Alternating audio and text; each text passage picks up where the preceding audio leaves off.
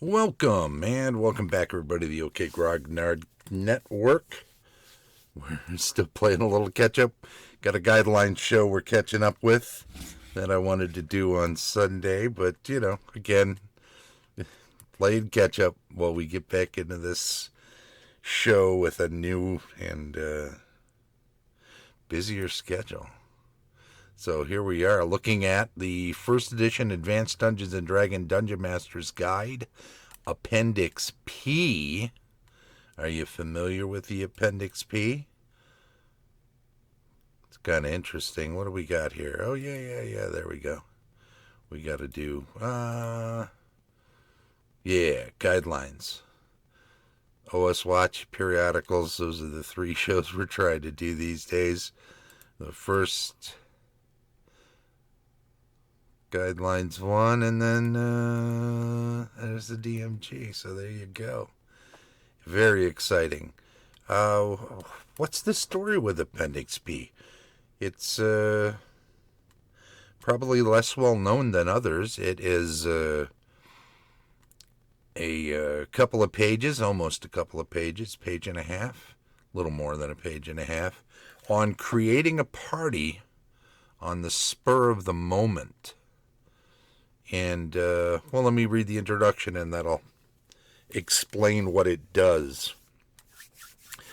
Gary writes, there are times, often if you attend many conventions, when you will have a group of players desiring to adventure in your campaign who have no suitable characters with which to do so.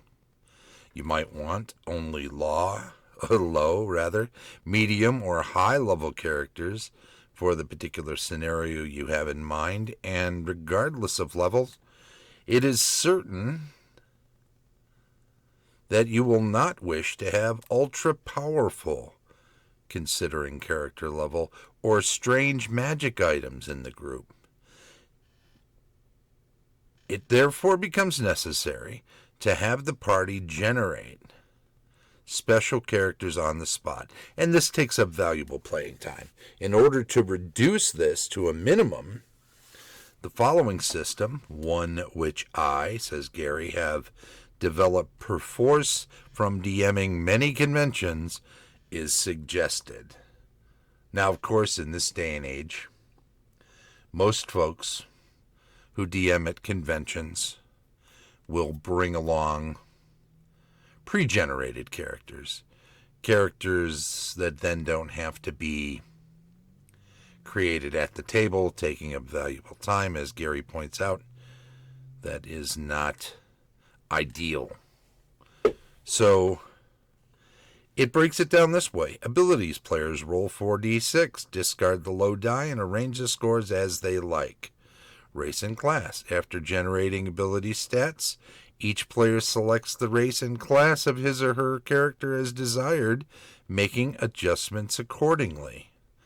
Now, of course, if you have certain stipulations, I would, for instance, in an instance like this, let the players know that I don't allow evil characters in my campaign and at my table. And I also do not allow certain races and classes. No half-orcs. Monks and assassins don't work. Assassins, obviously, they're evil, so they simply don't work at all. But most other stuff is fair game, and other stuff by the book. So fair enough that they could take any of the other things and it would work, especially for a spur-of-the-moment campaign game at a convention or a game day, or even in a shop where you're just gathering a quick group of players and you want to put something together. But let's look inside the DMG for further analysis of what we got going here. Let me see something here. Do we got everything? Yeah, there we go. Yeah. Is that... Wait a minute. Let me make sure I've got what I want here. Yeah, I don't want it any bigger than that. But we can have it a little higher. So there you go.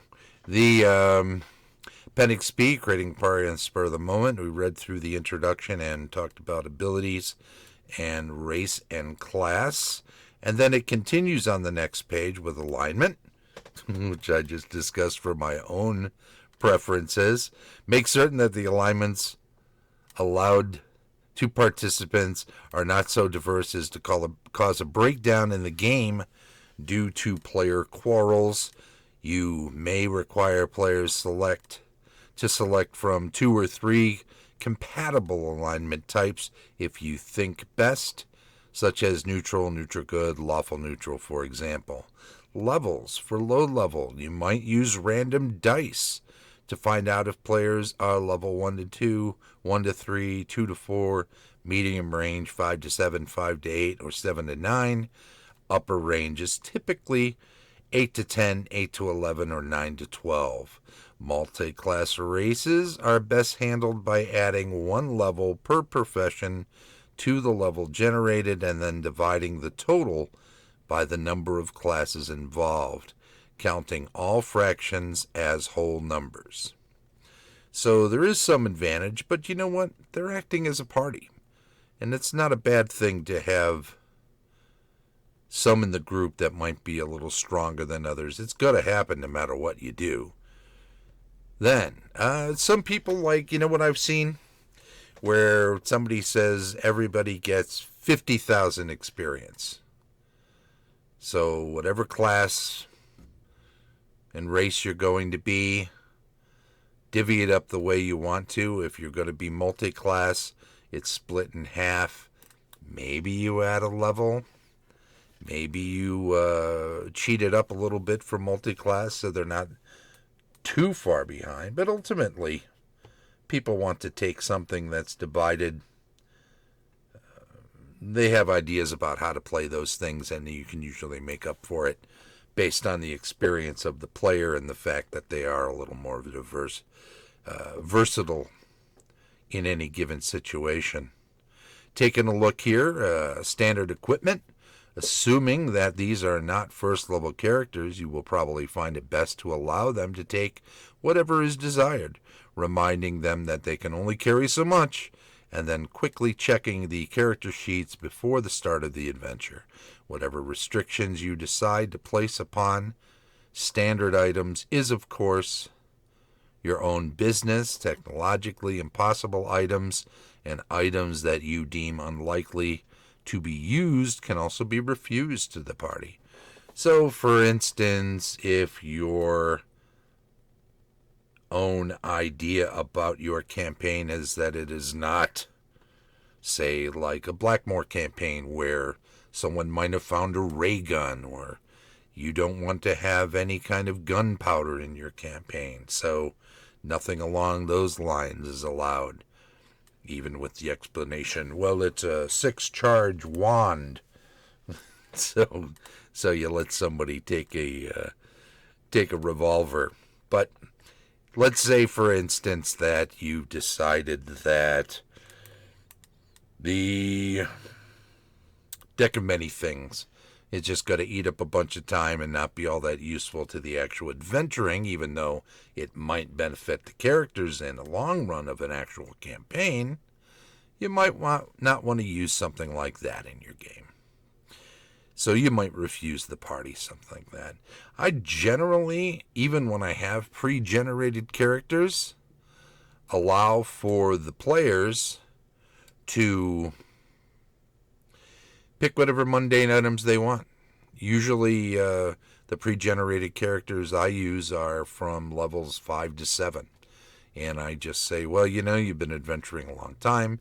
You would have collected a lot of gear that you deemed necessary. You have more than enough without us talking about exactly how much cash you might have. And we'll just say that any kind of mundane items you pick, even if it's an upgrade in armor from scale to plate, for instance, is something that's mundane. It's not magical. Just write it down. If you write it down, you have it. Certainly, if it upgrades your AC, that's fine. Make a note of that. But don't forget, it might slow your movement if you go from, say, chainmail to plate mail. Keep that in mind because that will be adjudicated that way. But, and definitely I want to have a look at the sheets if you're going to add a whole bunch of stuff.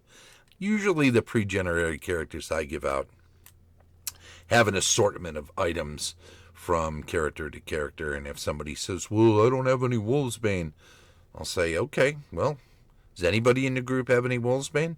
And one or two characters might already have it.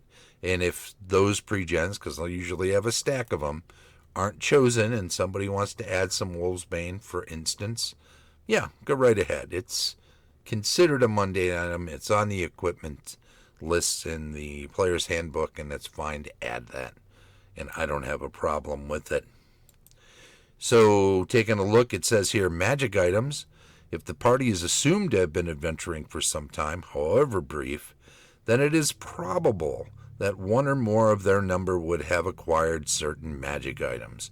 In order to reflect this likelihood, use the following tables for the various classes of adventurers as applicable to your group.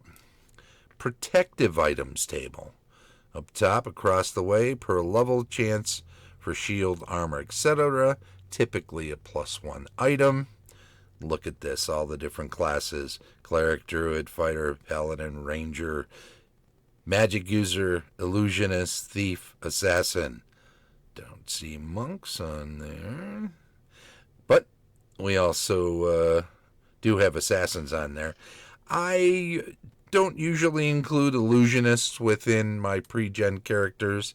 If somebody wanted to play one and we were creating characters, I wouldn't deny them the opportunity, but they're typically something that gets adjudicated from table to table quite differently from one another.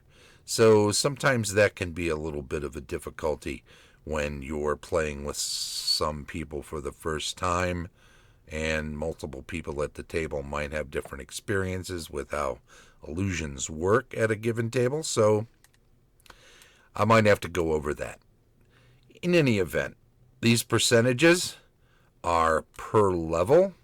So a 5th level cleric, for instance, has a 50% chance likely to have a +1 magic shield. And the rest of these are pretty easy to figure out. Look at the lower chances of things. A ring of protection, 5th level, maybe 10%, 5%. And don't forget, these things are not just happening in a vacuum. You don't have to take every percentage, and if they roll really well, allow all of it to happen. And then let's say somebody else rolls really poorly and none of it happens for them. You can make some decisions. You can, if somebody rolls really well and you want to let it all go, you can say, well, what do you want to choose first? Okay, I'm rolling for shields. I'm not really a plate mail person. I don't really know if I care for bandit a lot. Chain might be enough. Okay, so roll for those two things. If they get both of them, maybe you don't let them roll for the ring of protection. Remember, this is in the DMG. This is all optional based on your own decision making. The fighter, shield, plate, let's say they roll for both of those. You don't keep rolling for bandit and for chain if they already have plate. They've opted to roll for that first. You can give them the choice. Would you prefer chain, bandit, or plate? If they say plate, roll. Oh, you don't have it? Well, you can still roll for bandit if that's your second choice, or chain. And then you can stop when they've gotten something that you feel gives them enough. Bracers in this are bracers of AC 6 value. Only one sort of armor may be tried for, so the character must make a decision what type, as we just explained, before the odds are computed and the percentile dice are rolled. But once they've made that decision, if they fail, I don't penalize them. I let them try for the other things if they so desire. So, some description of it. Multiply the level by percentage chance to determine the odds, then roll the percentage dice, and if the score is equal to or less than the percentage chance the character has the item, there is a 1% chance per level of experience of the character that any item will be above average, +2, or braces of AC 5, for example. If the chance for having the item was greater than 90%, add a percentage above 90% to the chance for the item to be above average. If the resulting roll indicates an above average item, then see if it goes for up to +3. Braces of AC 4, for example, on a straight 1% per level of experience chance. Example, Gonzo, the 9th level ranger, discovers that he has magic chainmail, having opted to take a sure thing with a 135% chance. Gonzo, level 9, plus the percentage chance, 90, 45%, are added together to find that the chance for +2 chainmail, 9%, plus 45%, 54%. Percentage dice are rolled, and the result is 51, so Gonzo has at least +2. A third check is made, and it is discovered that he has just +2 as the result was 99. But you can keep pushing it up. They can have higher things. You can let everybody roll, and once you've determined what everybody has, you feel someone's a little left out of the mix, add a +1 to theirs. It's okay. You can adjudicate things that way. Not everything has to be just down to the dice. Notice chances for +2 or +3 weapons are the same as for protective items. You may alternately give special features to swords instead of further pluses. A +1 sword Flame Tongue or a +2 sword Giant Slayer. Add a crossbow of speed to +2 bolts if a +3 is indicated. Otherwise, double their number only. So there you go. You've got some other ways of sprucing something up, and certainly, based on the scenario, if you know they're going to go up in the mountains and go to a giant stronghold, then something like the Giant Slayer sword will definitely come in handy, and so will the Flame Tongue, but maybe the first more than the other. Scrolls table. Notice these. Per level chance for having a scroll. Cleric, Druid, Fighter, Paladin. Notice all of those. Type of scroll and spell level. You've got protection scrolls, and of course for casters you have ranges of levels of spell. And notice these caveats at the bottom, the asterisk and double asterisk and triple. The first one says determine randomly but only normally useful spells for the sort of adventure undertaken. So on the fly, you're making some decisions. You don't want a bunch of spells that are just going to languish on a scroll. So you can say, oh, let's say it's a higher level thing, and you know there aren't going to be any low level creatures. Is a sleep spell all that helpful? Probably not. Now, a magic missile might still be helpful because it might be able to disrupt the casting of a spell by an enemy spellcaster. So, make some determinations there. Notice the double asterisk says, normally given only if no other types of scrolls are in the possession of the character, otherwise as per above. And that talks about 3 spell things. So if somebody has a protection scroll and also has some spells from levels 1 to 3, you might not give them an additional scroll of 3 spells. You might just say if they don't have either of those other things, then this is what they get. On the Thief and Assassin, the triple asterisk says only 1 scroll type available. If a spell scroll, they will be magic user spells, otherwise as per above. So there you go. And the weapons table, kind of like the protection table, in that It breaks down per level chance for weapons, typically +1. And as we discussed before, these things can be adjusted based on the class, based on the race. Certainly, scimitar in the case of druids instead of a longsword, short swords for characters less than 5 feet tall. Maybe not dwarves, but halflings and gnomes if you use those in your campaigns. Long swords in all other cases, except the character may opt for a short sword if desired. So maybe they have a style of play that includes using a short sword with a dagger or something like that. You know, people have different preferences, and sometimes they're role-playing preferences, and it's okay to adjust things that way if a player makes mention that that's something they'd like to do. Certainly, there's no reason why you can't do some things to please the players that are coming to your table. They're going to be with you 3-4 hours, and you may never get to play with them again. Throw them a bone. Notice the double asterisk thing down here along the assassin line, but also in some of the other areas says, as with protective items, only one category of weapon of this type may be had, so before finding odds, the player must state which his or her character wishes to go for. All right, so you've got these things, swords, battle axes, and spears, but also the bolts. So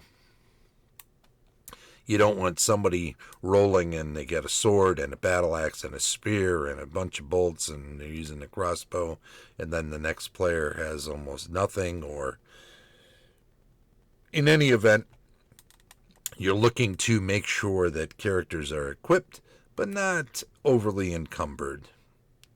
You don't want a golf bag full of magical weapons where characters are going to be just carrying stuff around and never using anything. Let them make the sword be precious. Let them make the battle axe be their feature.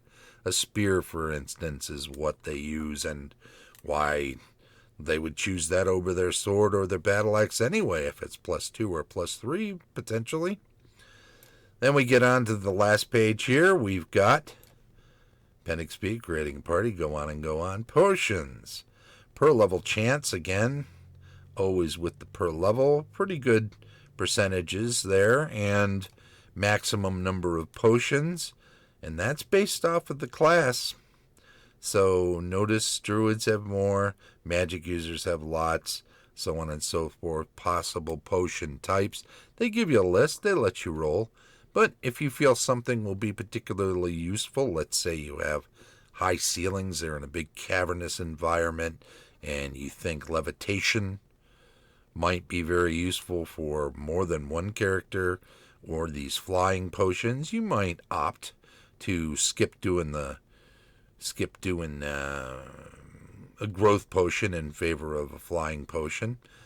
You know, do some things that help them out, for sure.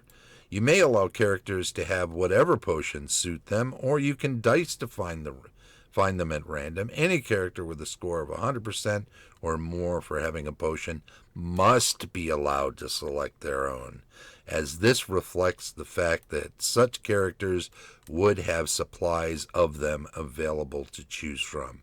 That is to say, they know a guy.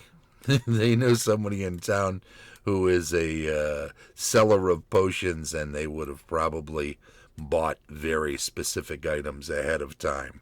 So you can let them choose. In fact, all of these are one-shot items, for the most part. So letting them choose them, because they have particular tricks as role-playing tricks in mind, ways of running their characters, and you know what? Let them bring that to the table. Let them show off a little bit. They get 3-4 hours to put their best foot forward, so let them go for it. Get down in the glossary at the bottom, but here we are with miscellaneous items.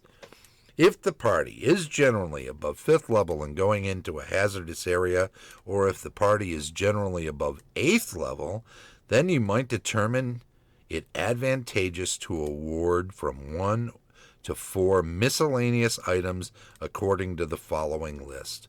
Large groups are less likely to need such items.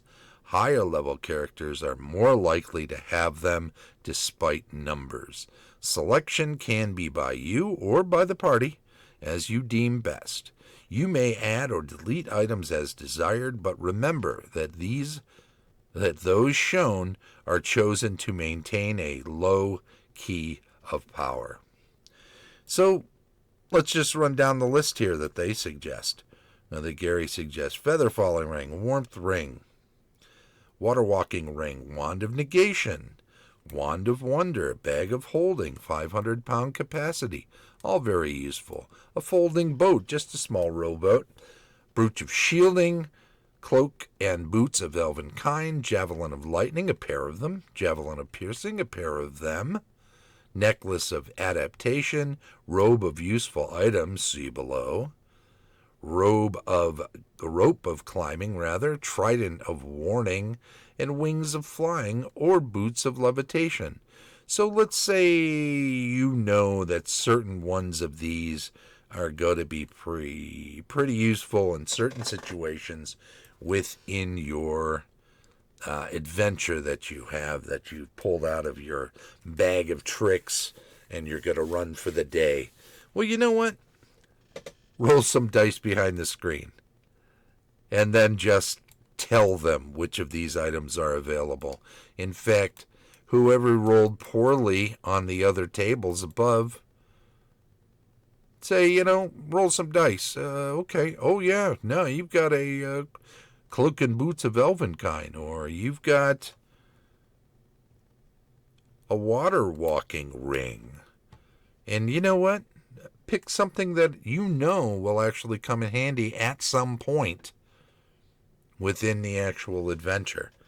Now, they'll be surprised when it does, because they really don't know. You don't really know which way they're going to go, or what. They could walk in, go straight to, let's say there's multiple routes and it's not a very linear thing. They may go way out of their way and never get to where that water is. Doesn't mean that it couldn't be useful if they actually went the direction you thought they might, or thought it was possible they would. So feel free to give some items based on some foreknowledge that you have, and it'll be helpful that way. The robe of useful items, select 7 to 12 items on here. Sure, there you go. Lots of cool stuff on there. Pick some interesting things like the wasp nest, throw that on there somewhere. The meat, if you don't want people to have to buy rations, or you think people have walked past that possibility. The war dog. Don't forget to have the listing available for the player give them the stats of what that war dog can do. Maybe it'll tempt them into actually using it right away. That's a good thing too. In any event, lots of options here. Ways to roll up characters on the fly to put into an adventure. And certainly, if you've got a bunch of pre-gen characters and somebody isn't satisfied, you can let them do something like this just for theirs, and while everybody else picks out theirs, and they're building their items up and writing down what they want to actually purchase in Gary. So, there you go. It's the first edition Advanced Dungeons & Dragons Dungeon Master's Guide, Appendix P, the excellent appendix, which is creating a party on the spur of the moment. And you know what? You can use these to create your pre-gen characters too, just to give you ideas. And I'm sure that even as you're doing it, some things will occur to you that you want to do different. Don't be shy about that either. This has been a Guideline Sunday show. Don't forget, shows are recorded on Twitch most Sundays, Wednesdays, and Fridays, and then uploaded to YouTube for convenient streaming. Like, subscribe, follow, share. Please share these videos wherever you think it's appropriate. It would be very much appreciated. And by all means, hop on to Patreon through a link in the description below and join and support my efforts, it will be very much appreciated, much like it's appreciated that all these fine folks have done the same. And don't forget, it's the OK Grognard Network now with Guidelines Sunday, OS Watch Wednesday, and Periodicals Friday. And there'll be some other shows once we get caught up with stuff, and we'll mix those in as we go. Thank you very much, everybody, for checking out this video, and it's very much appreciated. Bye-bye.